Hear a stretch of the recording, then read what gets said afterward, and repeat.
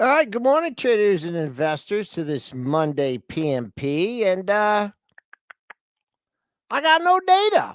But you know what? I don't have to guess because I saw some data before and we're trading higher off the EU deal. Quite a bit off the highs. We'll see if we can regain that momentum.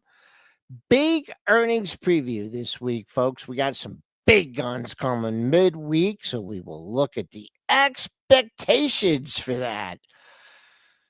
Christian Fromhertz, 835. He wants to review his acronym. We'll talk that. We'll talk the other stocks. Got some upgrades and downgrades. It's a Monday on pre-market prep. The volatility right now is really incredible. Wow, look at that consolidation on the upper right chart. You know what we've seen this earnings season? Some of these expected moves get even more violent. This is why I have switched my strategy 10 years ago. And if you're chasing, you're in trouble. Okay, hard to give a rundown on the markets when you don't have any markets. Triple D, show us what's going on. You can see the SPY trading higher here, so we got a little bit of a pop. We are off last night's highs. We were higher. You won't see this on the futures because I don't have futures quotes, but how high were we up last night? Well, you don't have data either. Well, I saw 57 and a quarter. I saw that. Which would have put us up what? About another 20 handles here. So we're 20 handles off the highs. So we have leaked back here, and I'm having problems here today too. So there is an outage. It's apparent the London Stock Exchange Group is having problems. Some data comes from London Stock Exchange Group. I know it's over in London, but I'm having problems with my one system too that I'm not getting stuff either because London Stock Exchange is down. So it depends on who your software is, but I'm not sure with TradeStation being down here this morning if that's a London Stock Exchange issue. If it's not, but I got a notification from LSEG that they were experiencing a disruption at 7 o'clock this morning. Is that when you started to get funky? Yeah, I signed on just after that. So yeah. We're just gonna have to talk fundamentals here, folks. But before we get we got my charts. But before we get to the talk of the stocks, Joel, you had the big weekend. You were training for months and months and months. Friday night, Saturday, during the day, you had your races. How'd you do? And Sunday. Sunday too. How'd you do? Well, I exceeded my expectations. I really did. Well, that's good. That's awesome. What'd you do?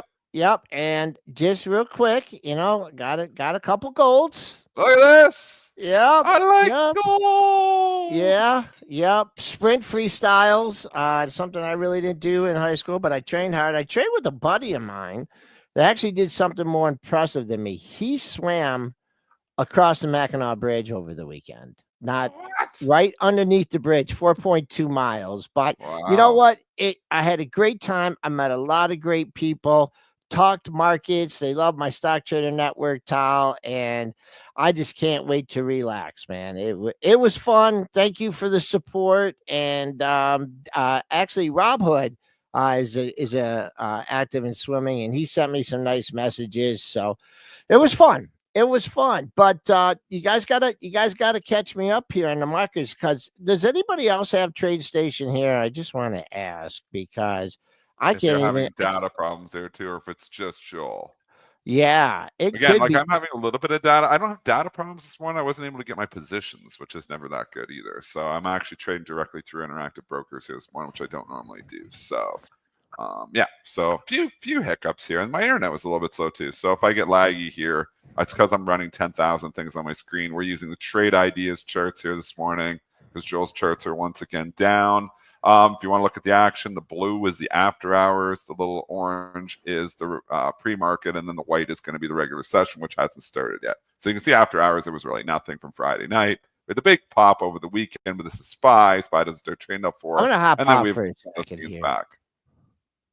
Joel's hopping off. He's trying to get his stuff fixed up. The Brentster's here, though, too. Brentster, how you doing this morning? Doing good, doing good. How was your weekend, Triple D? Pretty good. Did some boating, bouncing around. Nice. Gin Island, if anybody's from Georgia Bay. That's where we're kicking around. Nice little spot there. Small island. Pretty cool. Nice. Yeah, so it's a nice weekend for boating. Yeah. But other than that, we are back into the markets. What we saw last night, all the Momo trades trading higher. Basically it's the same story that continues here. The chips are higher. Robinhood seems like it's always up. Bitcoin seems like it's always up. Ethereum seems like it's always up. The song just continues to be the same, and it's tech. And I mean, you're starting to see some separation this morning where some stocks are starting to leak, some value stocks not performing as well. Banks are kind of relatively weak. But overall, it's tech driving the bus here once again. We're going to have a big earnings week of tech here as well. So we're going to get into the earnings reviews. But just to start, just recapping over here too, I'll just show you the action from this morning. I got to remember that I'm working the charts here. So AMD, nice pop here this morning. The stock is trading up here, $3. And then you've got NVIDIA, as the song continues to be the same, popping this morning as well. NVIDIA trading up another buck. We got Micron trading up substantially here, 111.81. We've got pops across the board really here this morning. So in tech. But these pops were not as they've come off the highs from where they were last night. Like on Sunday night session, a lot of things were really ripping higher. They've cooled here this morning. And also the deal that we've had. So the major news this morning is that we did get a deal. Apparently we got a deal with the EU. So if you look, EFA is actually trading down on the deal. It was up last night, but trading down on it here. 15% across the board, it looks like. And that's what we were anticipating, is that it kind of looks like that's where we're heading, Brentster, that we're heading towards across the board, all these other countries, 15% across the board. And the market is fine with that. The market says, thank you very much. The stock market has totally fallen for the art of the deal. And, if we're talking 40, 50%, 15 sounds like a hell of a deal. So it's 0 coming back in and 15. So bravo to Trump for getting what he wants. He used the art of the deal. And you know what? We don't give Trump a lot of credit for anything, but, or sometimes we do, I guess. But, I mean, we got to give him credit that the art of the deal has worked here, because he came up with that sheet and the numbers looked scary and we thought the end of the world was happening. The S&P fell 10% in 3 days. And now, that's all gone. And now you're getting the tariff deals that he wanted, so 15% across the board.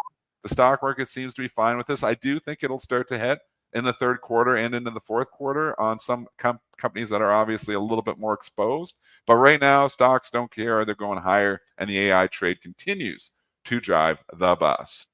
And another part of the deal, at least with the EU, and kind of seems like shaking out this way in Asia, is investment by foreign countries into the US. That's not really a part that we heard a ton about before we started getting into some of the nitty-gritty of these details. But like, for example, EU has agreed to purchase $750 billion worth of U.S. energy products, including oil, gas, nuclear fuel, and semiconductors. Also a $600 billion investment in the U.S. by the EU.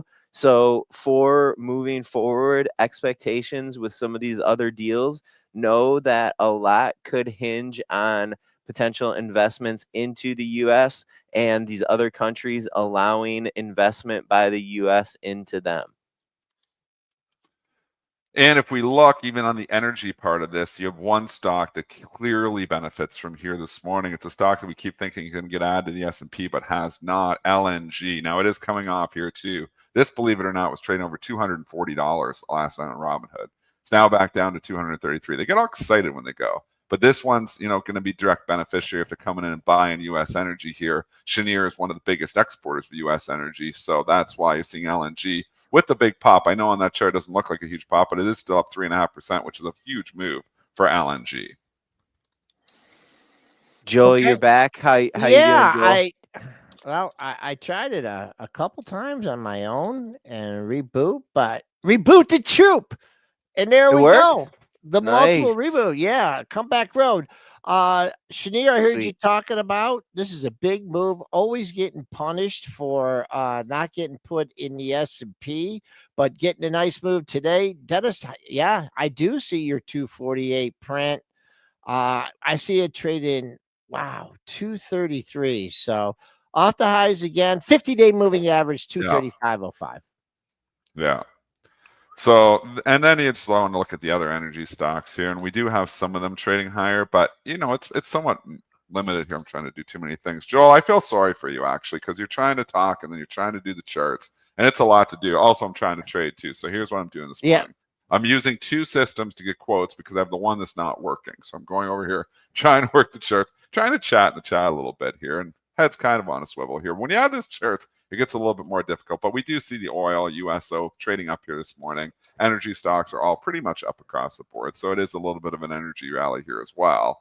But the big talk still, as if we go back into it, is going to be earnings, and the mega caps are all reporting this week. Tonight, just to let you know, there's not that many companies reporting tonight. So this morning it was Bank of Hawaii. I don't know if anybody cares about BOH, but it's trading up, I think, 90 cents this morning, if it even reported. So we're not even going to cover the earnings because nobody cares. But tomorrow or tonight, we're going to get Nucor. And here, let's just go in the time frames and look at the dailies because it'll tell us more information than just this morning. So Nucor's obviously been running up into the earnings here. And if you see, I'm just going to fly through these, and then if you see a chart that strikes your fancy, let me know. We get Celestica. It's been running here. We get Rambus. It's been running here.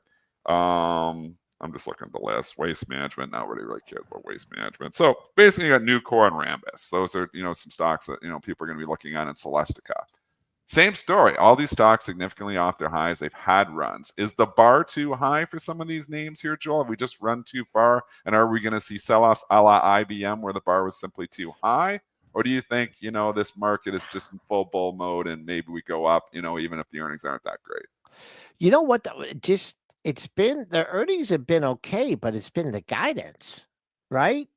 That kind of was what struck IBM. So it seems like these stocks, hit the report, and it doesn't seem like the algos are jumping on the initial headlines as well. I mean, they're not going super crazy, and then the guidance isn't so good because I looked at that IBM, but Nucor, I mean, let's just look at the recent high of the move, and that on the daily that comes in at 144. So we're nope, that comes in at 146.15.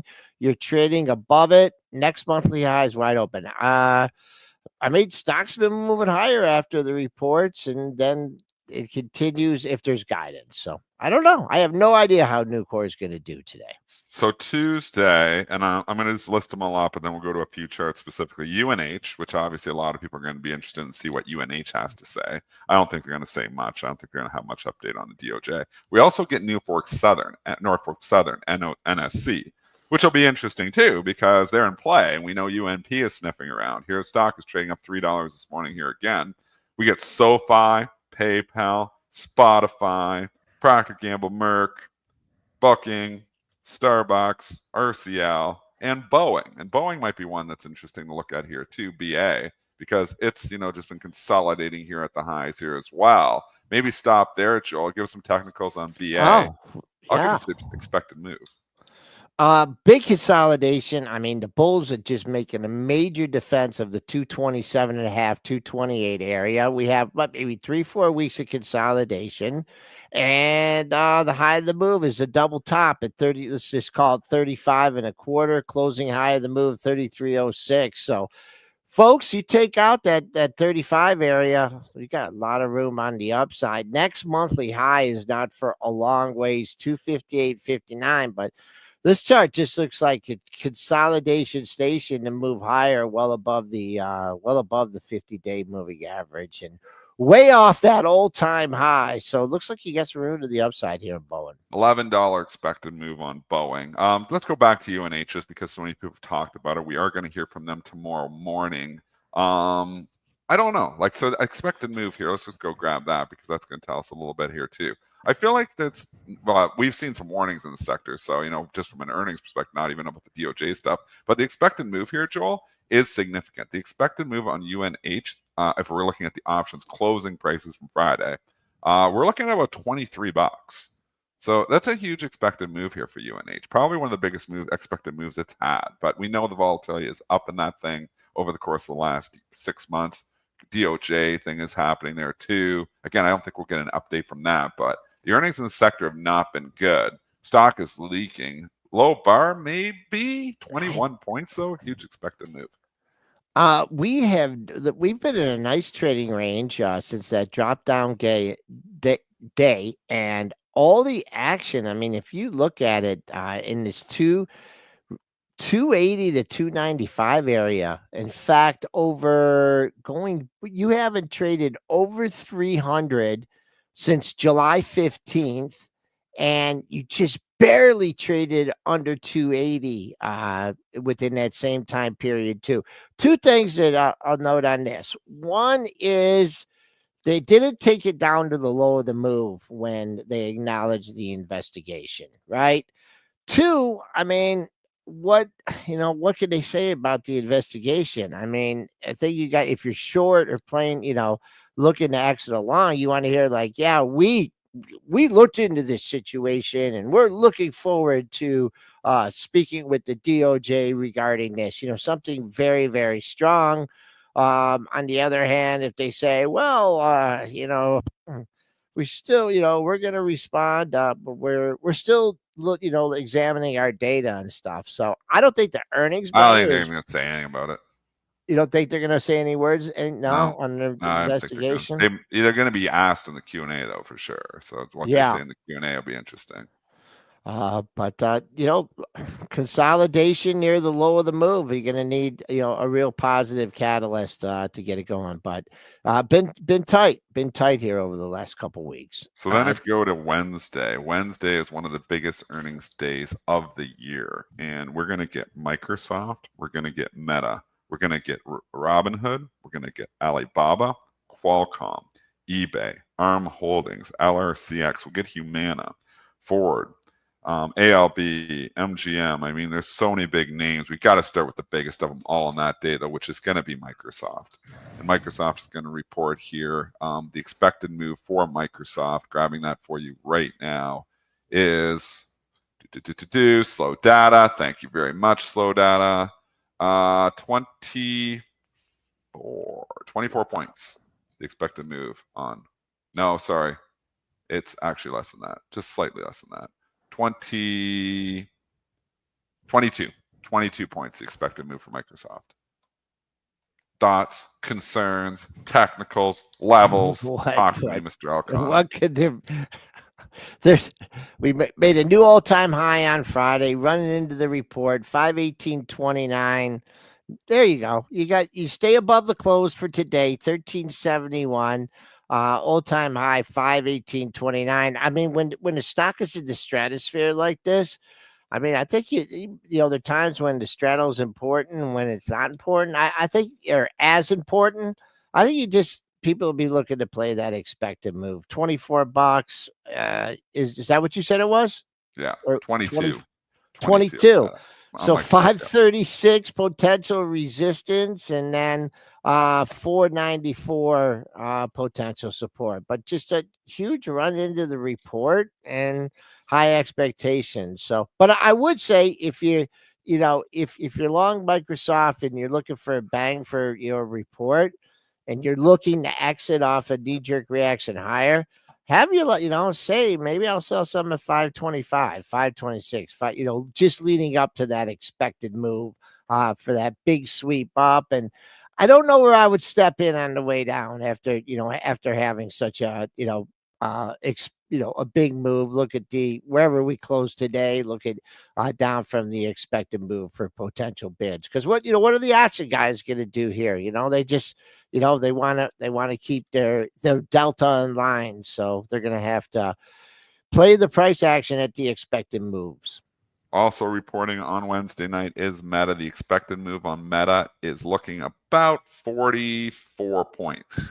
So obviously $700 stock with 44 points, significant expected move here. Stock closing up near the highs, had a hell of a run, was 490, 712. I mean, the bar for all these companies is definitely, pretty high. Like even Microsoft, the bar is high there. Stock's just been steady as she goes.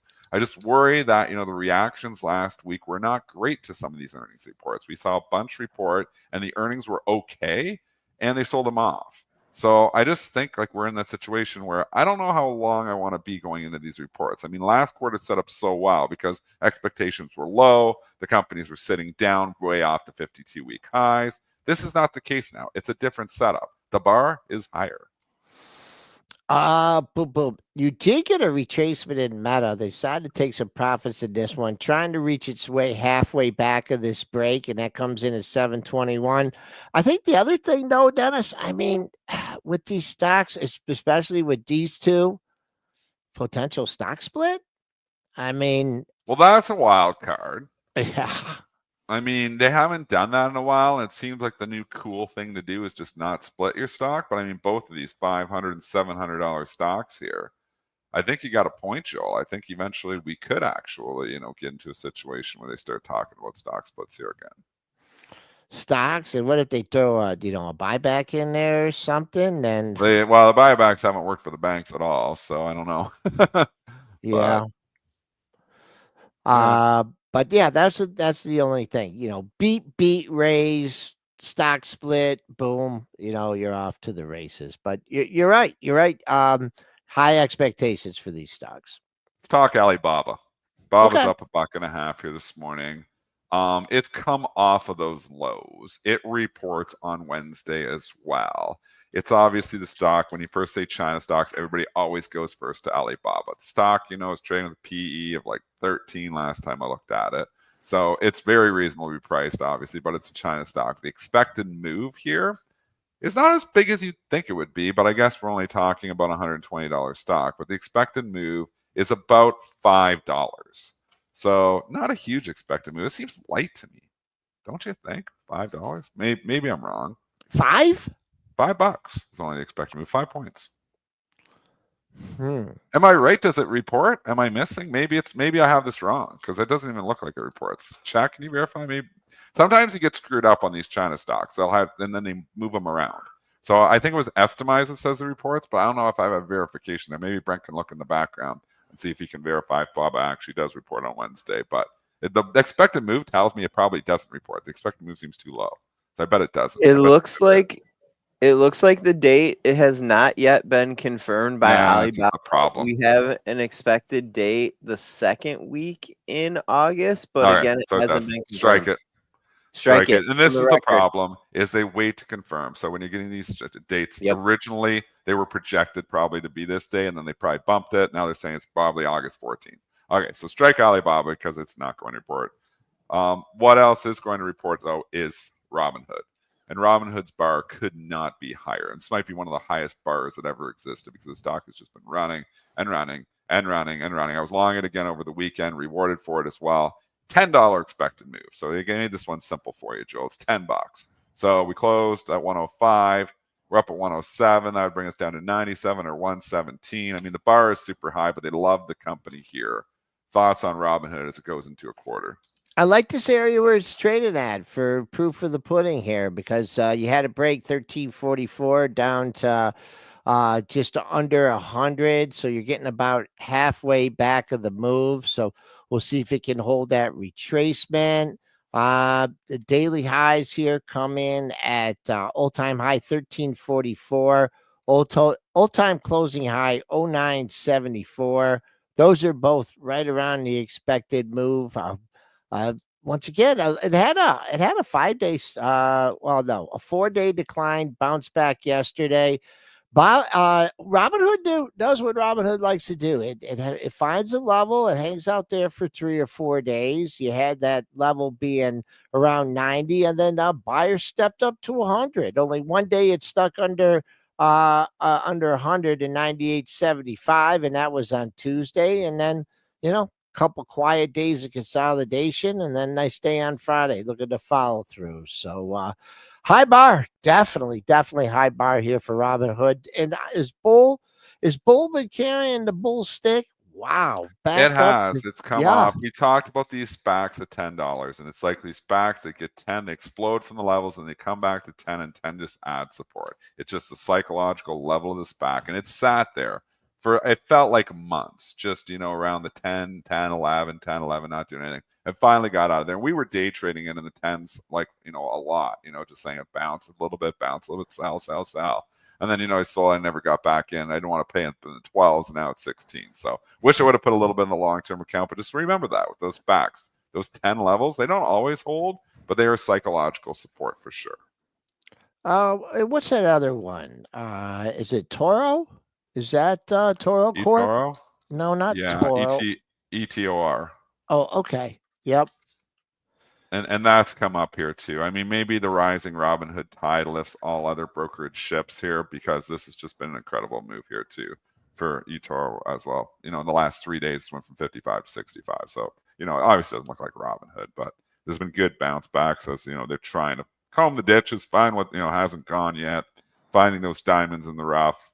We'll see how that works out in the long run. Sometimes it doesn't, but ARM Holdings is going to report eBay, but let's go to Thursday because Thursday is the big guns, Apple and Amazon. And Apple has been in consolidation station here basically for the last 3 months. The Qs have rallied without it. It has not participated. We've talked about the lack of earnings growth. We've talked about the high multiple here. But, they don't sell it off, but they don't rally it either. It's not participating. The expected move is only 9 points, so it's a little bit less obvious because the beta is just lower on Apple here now. I've said, for a long time, I think it trades more like a staple than it does a tech stock. But, it has gotten a little bit of love lately. It's drifting higher here, too. So the XLP has as well. Give me your thoughts here, technically going 9-point expected move on Apple.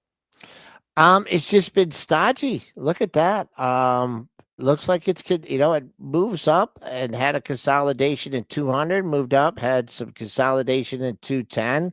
Have a little problems here at the 215 area.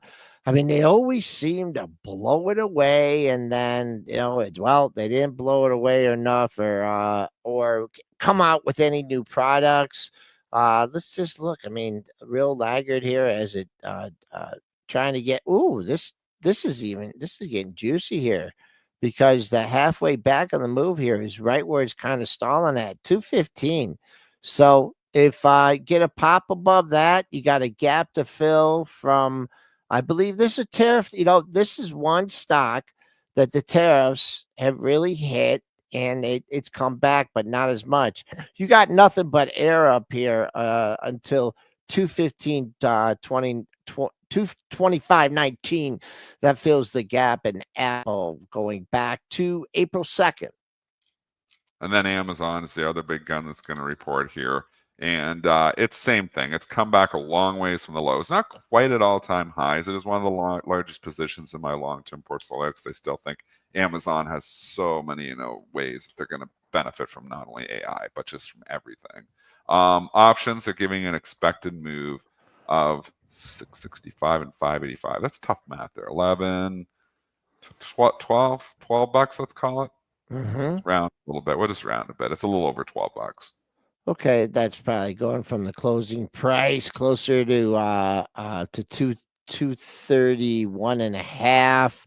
What about Bezos? Did they mop him up again? Apparently he sold more, but you know how he goes. He'll probably just come in and buy more anyways. That's how he rolls. or not buy, but like sell more anyways. Buy more, sell more. That's what he rolls. You got to go buy another yacht, get another girlfriend. We know how he is. He's married. He got married to Lauren. Oh, is he married again? It doesn't mean he doesn't have another girlfriend. Sorry. Starting bad rumors here. Strike that from the record. 242.52 is that all-time high. And actually, there was another monthly high of 41.77. So that kind of fits within the expected move, all-time high. Coming back on the downside, it looks kind of airy until you get 218, 220. That fits in with the expected move as well for Amazon. But maybe a little selling pressure released. Also, if we're going to look to see how these the mega caps traded after their earnings, well, Google did have a high bar. It did have a pop. It didn't get near the pre-market levels, but sold off, put in a nice double bottom at 192. It looks like you're building a little bit of a base. So Google holding those post-earning gains. First Solar, MasterCard, Cloudflare, Coinbase, Roku, Roblox, MSTR, your Rocket, CCJ. I mean, there's a lot of other companies reporting in there too here.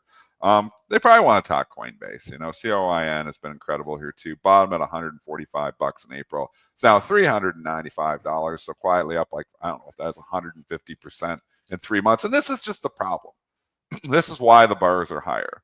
This is why the next half is probably not going to be as good as this last quarter, because we've just come so far. I mean, stocks don't double and double again in the next 3 months. You've got a stock up 150% in 3 months. It's years of gains in these 3 months. That's why it's hard not to actually just ring the register, going into some of these reports here. And I know, yes, Bitcoin can go higher. And if you're a long-term holder, maybe you just go through this. But I just think, Stocks, some of these got to be due for a correction here eventually. It's just been such an incredible run. The expected move on Coinbase is 30 points, 31 points. So 31. So that would bring us down to like 350, 360 area. Maybe that would be a buyer. Is there underneath demand for the stock? Yeah, Absolutely. there is. Look at that. That's a nice area. That's had 4 or 5 lows in that area, and not really defined resistance at all. Getting back, this one had a little bit of profit taking. It's needs to get back to 415, 416 to get half of that move back. But right, just a little bit of sell off, a little bit of profit taking while Bitcoin continued to go up. So that's interesting. But yeah, you're right. But bottomed under 150, over doubled. I mean, high expectations too. Like I said, old time high 444.65, but your old time high is not as high. That's your old time closing high. Wow, that's interesting. 413.64. So it's 419.78. So there you go. If you want to get out at the mark, that falls within the expected move. Be out there at 419.75, 420. Requests from Han Solo in the chat. When Han Solo's in your chat, you absolutely have to respect those requests. And it's for SoFi Technicals. It does report this week as well on Tuesday. We didn't break this one down, but this one is the same story. It's had such a huge run. It was $9 back in April when everything was thrown out. And, it's up 135% in the course of 3 months. So the bar is high. The bar is high, no doubt. I've been trading it from the long side ahead of the report because you know how I like to be long stocks ahead of reports. I don't intend to be long into this report here. We'll give you the expected move here, too, on SoFi as I grab it. Joel, do you have any technical levels for us, though? Yeah, only one and one only. I like that. I love one number. I love it when you do all that. time, or no, I should say all time high, because this stock had its hops back in 2021. 2021, 22.74. That's $1.50 away on the upside. That's a recent high of the move. Nothing in the monthlies here until you get into the 24 handle, 24.65. Had your little break. Did you quite get to 23? Yeah, you got almost to 23. 22.74. Once again, little check back after some profit taking and just hanging out at the 50% area. So we'll keep eye on this 21.50, 21.60 area. Last week's high comes in at 22.01 if you're looking to trim ahead of the report. $2 expected move, $2. And with that being said, we got our special guest behind. You know him well. Let's play that intro.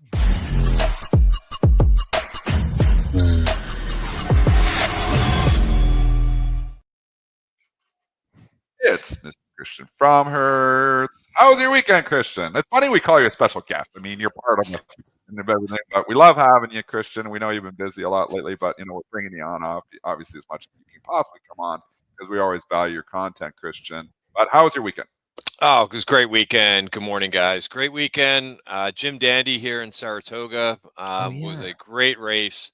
Unbelievable. I saw Sovereignty close up. What a horse. I know Joel's into horse racing as well, but unbelievable. At I think halfway through the race, it looked like the horse pulled back. I said, oh no, for a minute, but one of the best horses I've ever seen. I would like to get Joel's opinion on that too. Is this horse one of the best ever? And I just wanted to congratulate Joel too on his swimming, and I saw 2 gold medals there too. So yeah. Joel, very impressive. Keep it going.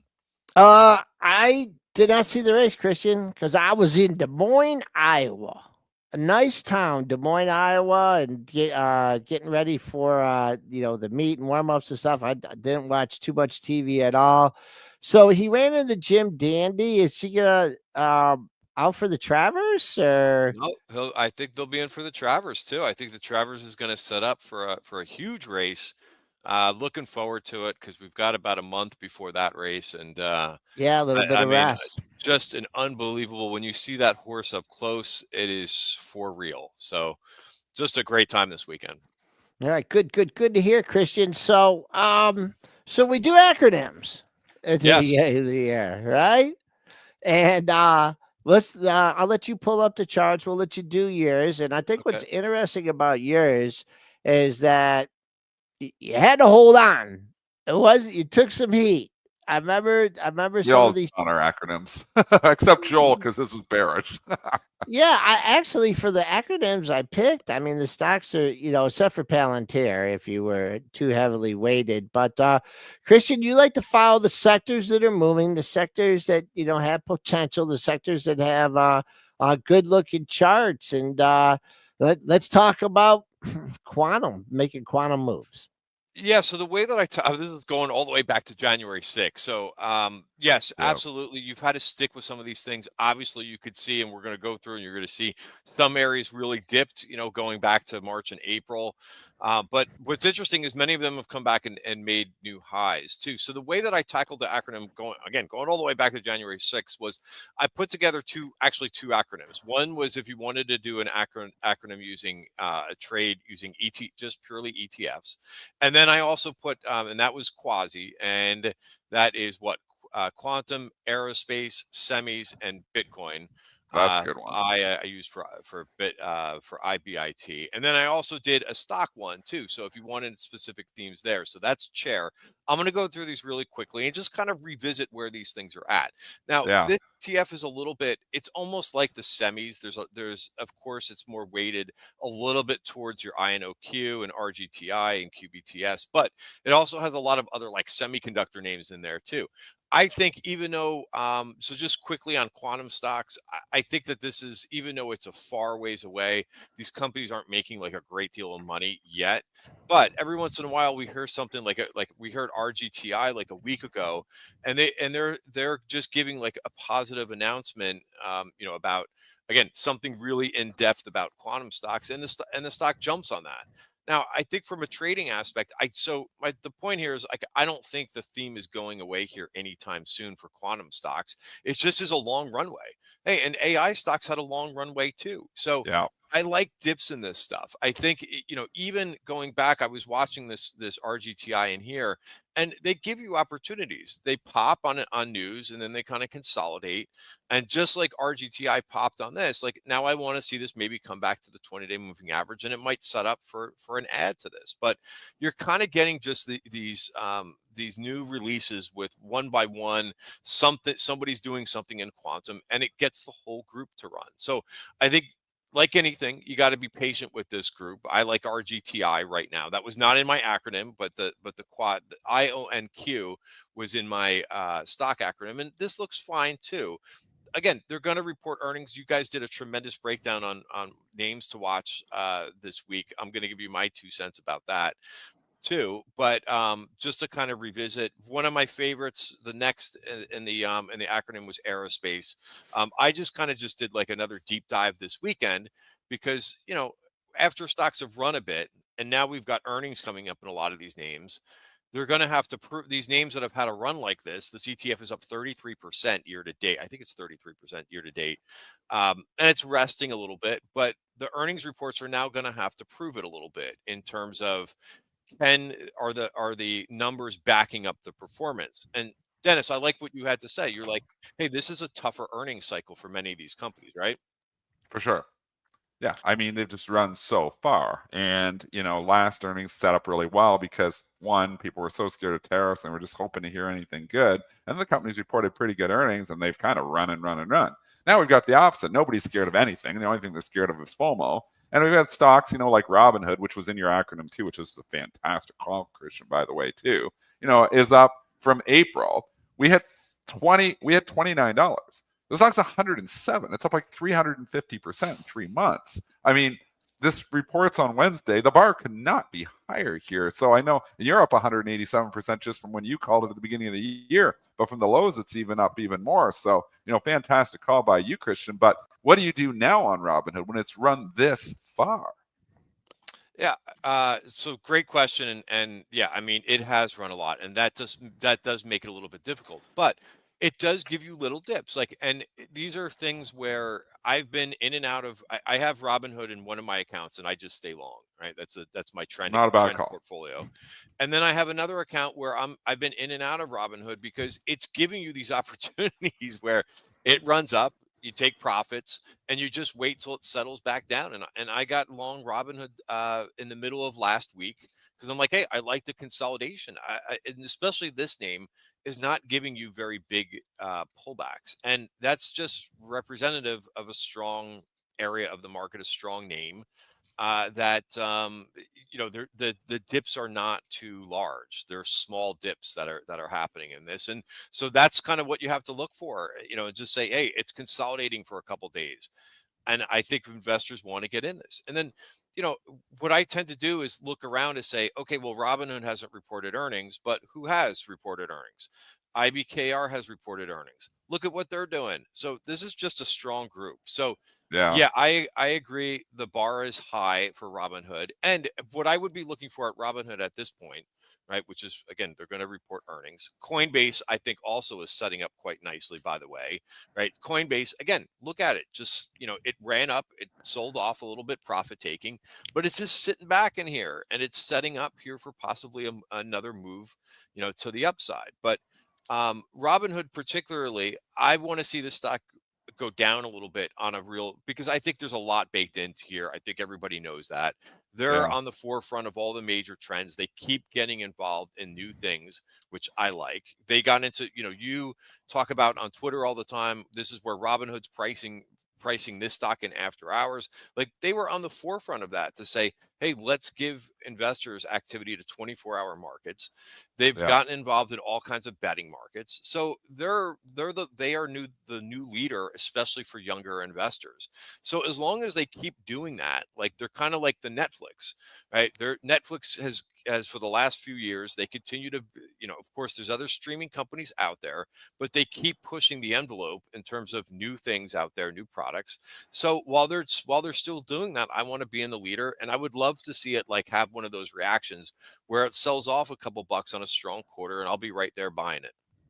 It's hard not to be a buy the dipper on all these stocks because there's just so much underneath demand as people who have missed it. So that's why momentum really works. Maybe you should just stop and talk why you're a momentum trader and why you're so consistent year after year.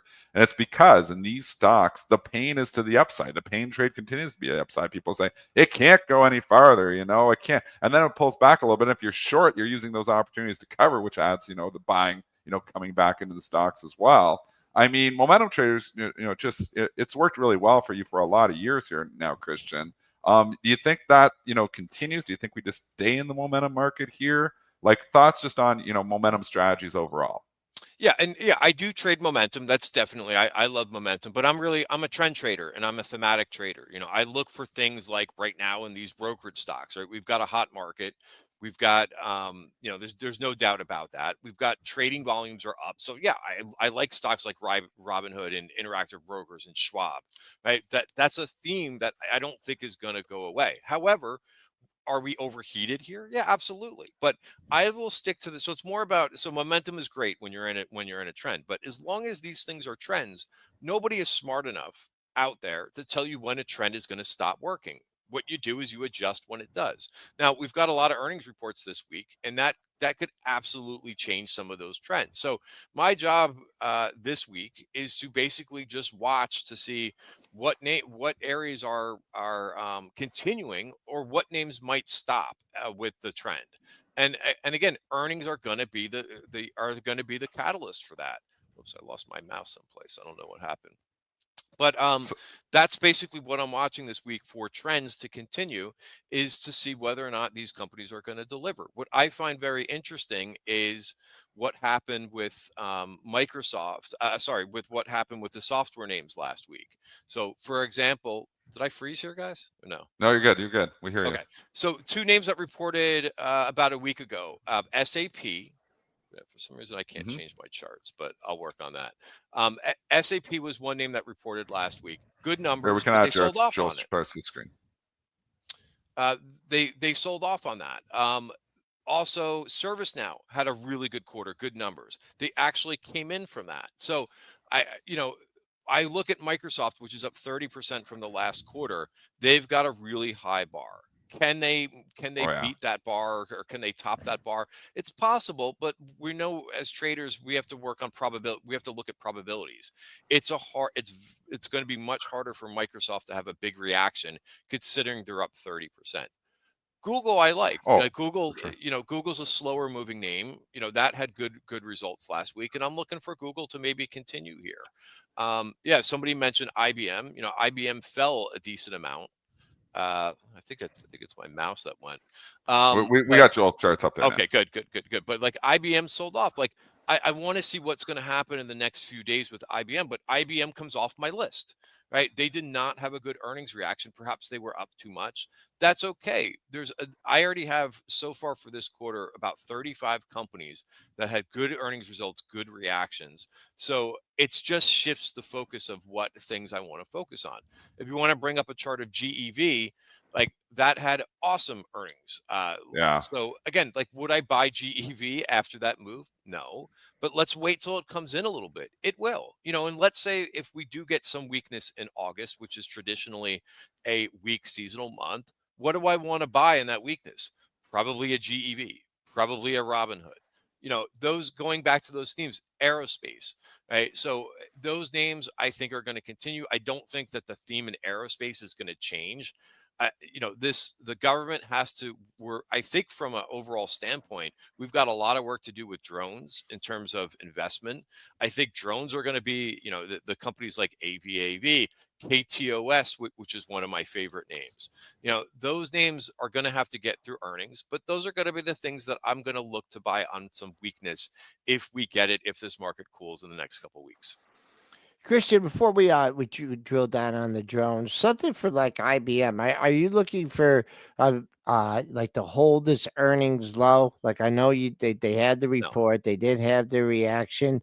Are you waiting to see if buyers step up here and hold that low from the earnings day? Are you looking out 2 days, 3 days a week, or you're saying, hey, investors are not really interested in this one until it takes out the earnings day high at 260.80 and work its way back up? What's your time frame for evaluating the price action? Yeah, sure. Well, of course, like I'm going to watch it. I'm not in it, but I'm interested to see if buyers do come in here. Is that going to be me? Probably not, because I just think that there's better opportunities out there. And I think once a company who's been in a strong trend, like IBM had a great, last 3 months, right? My time frame is going to be the next quarter, because a lot of times these companies that do not have your knock your socks off types quarter, they become dead money till when they report earnings again, or if they come out with something new, product, some innovation, then I'll look, okay, that's interesting for IBM. But that's usually what is going to happen is if earnings will drive the moves, right? And I know we all looked at this one last quarter and we probably all chuckled a little bit, but a good example of this is bring up SEZL. Right, so this is buy now, pay later. Right, if you go and if you look at the what's the symbol again, Christian? SEZL. SEZL. Right, so where is the earnings gap in this company and from when they reported earnings? Right here. What was the stock price when they after the gap up? Like $60, and it's just run another 100. So that's my point. Is like some will look at this, and I think we all did because it was such a big move on earnings, and we said, "Oh, geez, you can't chase here." Absolutely can chase here because it just changed the whole personality of the company. And if you said, "Oh, I'm not going to chase that move," look at what it did since the gap up. So these are the stories. These are the things that we're going to watch. So why does this happen? By the way, why does a company gap up on earnings like this and keep running? I'll let you guys think. If you guys have an opinion. If not, I'll certainly give you my opinion. Give us your opinion. I mean, I think it just happens because people are fundamental traders that are out there and technical traders that are saying, hey, we could get the gap and go going. You have fundamental traders that are saying, hey, the story, like you were saying, has changed here. The earnings look good. And then the analysts start upgrading the stocks. So you get the analyst community coming and pushing it as well. Right. So, and it's also the institutions are not fully in this name. They have to begin to accumulate this name if they're like, hey, this is a good story. This is new information. This company crushed it. Let's look into it. Right? They look into it and they say, hey, I want to be a part. This is a good theme to be in right now. And they start accumulating the stock after the gap up. Again, this is a name that wasn't widely known previous to its earnings report. That's all part of it. Right? So you have to pay attention to these names that have these huge, where nobody was, or people, not that many people were expecting a move up like that. And institutions, as well as retail, you got to include retail now, they start accumulating the name, and there's no sellers. Nobody wants to sell that when it has huge earnings acceleration. So these are the things that I'm looking and paying attention to, trying to find, a couple nuggets like this where you could say, hey, this company, nobody was, again, I don't want to say nobody, but the majority of the street wasn't expecting it. Let's watch what this name does, have a stop, and go from there. So it's very different than a name like IBM that went down.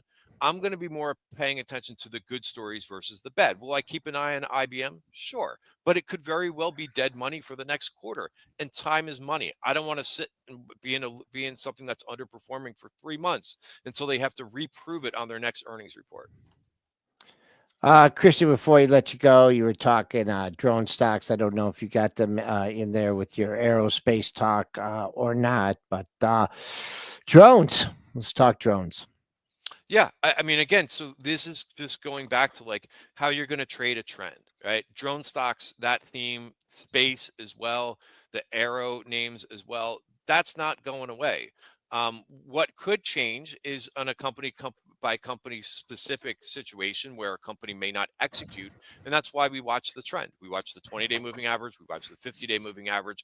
Keep it simple. As long as these things check back to the 20-day moving average and don't break, they're good ads. So yeah, I would be watching KTOS. That's a big name in drones. Yeah. Smaller cap name. And I would be watching for a little bit of a dip. This name's going to be reporting earnings, and I'll be watching for a little bit of a dip considering how much it's up. And that's the same thing with Rocket Labs too, RKLB. It's a little bit heated right now. So again, it's important to have your watch list and say, I'm waiting for a dip in these names. AVAV is another one too that is one that I'm watching. Again, they don't have, this one doesn't have earnings right away, but any dips in this space, these dips I want to get, I want to buy. And I'm not talking about dips where it's breaking trend. I'm talking about where it's just checking back or hanging out, just like Robinhood did last week. Is it the 20-day you use mostly, Christian, to say, okay, well, this dip is turning into something more than a dip? Because that's always the struggle, that I have, when I'm playing momentum, is you're looking and you're saying, okay, well, we got a dip here. Well, this has been a nice momentum stock. I'm going to get in. At what point does the dip get too big, though, that you say, okay, this isn't working, I got to get out? It depends on the name. If a name has been methodically coming back and checking back to that 20-day moving average, then that's it. You'll see some other names too, which will go kind of back and forth with the 50-day moving average, and that's the benchmark for that particular name.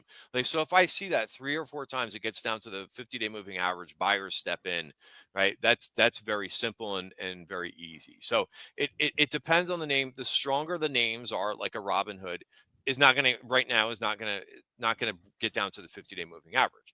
If it breaks that 20-day moving average, then I step back and say, wait a minute, this has got to probably come down, a little, or it's going to take some more time before it could retake that 20-day moving average. So you don't, like in some of these hot, again, these are more, I would use that word too, momentum, but it's the trend, right? Some of these names, they're just trending so well, right? And buyers want any dip involved in this.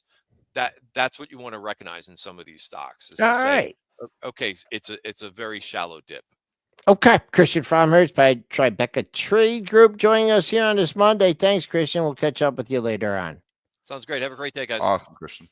All right, very quiet here, meandering in the 64.30 handle, made that new all-time high, new all-time closing high on Friday. I saw the IWM participating here a little bit, going into this rally. Still not at the all-time high, but working its way back up. Do you just looking at things besides earnings this week? We have a Fed meeting, right, on Wednesday, and Yeah, and Trump is going to be very disappointed because there's no chance. So Brent and me looked on Friday at the Fed tool. I think it was a 2.7% chance that they cut rates. So they're not cutting rates. Powell's not going to be pushed around. Powell's looking, and they're coming in, they're challenging, his building, and they're trying to like throw on another building to make the numbers look worse. And they're sitting here. So there's no way that the Fed is cutting rates. So, but what Trump said at the conclusion is, I think Powell's going to do the right things. I think Trump really believes that Powell's going to cut rates on Wednesday. He is not. And Trump is going to lose it. So that's what I can say is this is just obvious guy predictions here, is that Fed does not cut on Wednesday, maybe doesn't even start to talk dovish, just probably stays the course. And Trump is going to go off on a tweet storm and just saying, this guy is nuts, this, that, and and then there's going to be ramp up talks about firing him again. That's what I think is going to happen towards the end of next week. So obviously that's going to take a back seat though, because we get so many earnings reports with Microsoft, Meta, Apple, and Amazon. So there is some things to worry about. There's, the worry about that he could get fired. There's the worries that maybe the bar is too high for some of these earnings reports, but the market's not worried about anything right now. So that's why I was saying, even on the weekend, like I'm kind of worried. I'm kind of thinking stuff's long into the tooth. And then I bought a whole bunch of momentum stocks on Friday night. So where I'm like, how do you not? I bought 21 like Robinhood, AMD, all those things Friday night, and they all made me a lot of money today. And I'm going to continue to trade that until it doesn't work anymore. So even though my bias is to say I can't participate here, but as a trader, you can always participate. Trading is awesome. You don't have to worry about it. You just go with the flow. Now, investing is a different story. I'm not adding Robinhood to my long-term investment portfolio right now. But will I buy it on the close and sell on the open? Absolutely. There's opportunities there. But I think the Fed, I don't think they do anything next week.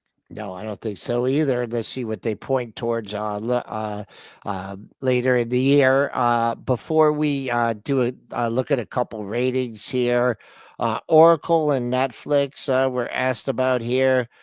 I mean, Oracle, it just continues to march. It's traded up another 268. Just all-time close. Different in the reporting cycle. All-time closing high is 248.75. So keep an eye on that today. See if we can improve on that all-time closing high. Trading up in the pre-market. Dennis, did you say something? Has there been consistent imbalances in this thing? Was it buy imbalance? Yeah, it's been to the buy side.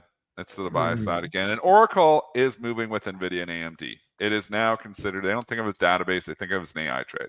And Oracle has totally become an AI stock. Now, if that is that, but it's trading like that. So is it? I don't know. But if an AMD is up and NVIDIA is up, Oracle's almost always up too. So it's moving around with the chips. So it's become a chip stock, at least trading with the chips, even though obviously the big NVIDIA is their big customer. But I think that's, just relationship wise, I've coupled Oracle in with AMD and NVIDIA, at least for now. That's temporary though. Ratings parade, Joel, is all kinds. Okay, let's go. So the analyst came out. I'm just going to give you some highlights here. So downgrades first. There is like 25 downgrades. There's a whole pile of them. AEO downgraded to sell at JP Morgan. It had the big pop last week. We know that. And it's come down here too. I'm just going to list these off here to you. Also, we've got Coinbase getting downgraded at Monas, Crespi, Hart. We also have GEV downgraded at Guggenheim. Cisco downgraded at Evercore. Seaport Global is downgrading Para. There's quite a few there too. And then there's a pile of upgrades as well. I know we're running short in time. That's why I'm just listing them off for you guys. Upgrades here, there's just a lot of them too. So as analysts, we're busy. I'm going to get to the big one right at the end because I want to do some technicals on it here. But looking, Texas Instruments catches an upgrade from Wolf. Also, we've got Las Vegas Sands getting upgraded at Argus. Oklo upgraded Daiwa Securities. Feels like it's a little bit late to the party here. But the big one that is moving here this morning is JP Morgan is upgrading Nike to overweight. And Nike has not got any love from the analyst community in a while here. So now with the upgrade here, you're seeing Nike trade up 3.71%. Has this turn, has this swoosh started to show a little bit more life here? Talk to me about Nike. Gap and go since earnings up 280, 2.86, 79.13 on the JP Morgan move. Just potential resistance coming here at $80. Haven't traded $80 since March. 80.19 was your high on March. What day was that? That was March 10th, and then You came all the way back down, filled the gap.